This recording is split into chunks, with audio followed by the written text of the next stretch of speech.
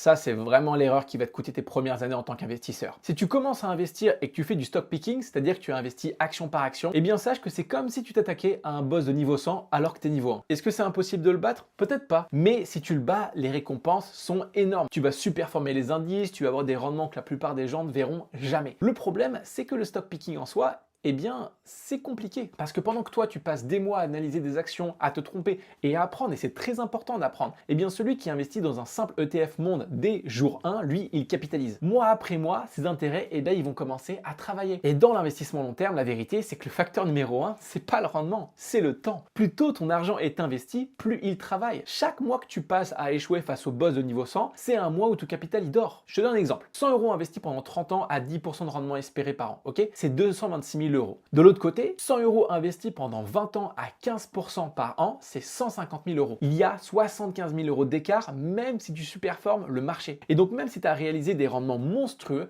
eh bien, la personne en face, elle a investi 10 ans avant toi. Et ça lui crée une avance énorme. Donc, commence par le boss à ton niveau, l'ETF, capitalise, et quand tu seras prêt, tu iras chercher le boss du niveau 100. Et toi, tu as commencé par quoi? Le stock picking ou bien l'ETF? Dis-le moi en commentaire, j'y lirai tous, et si ça t'a plu, eh bien, abonne-toi.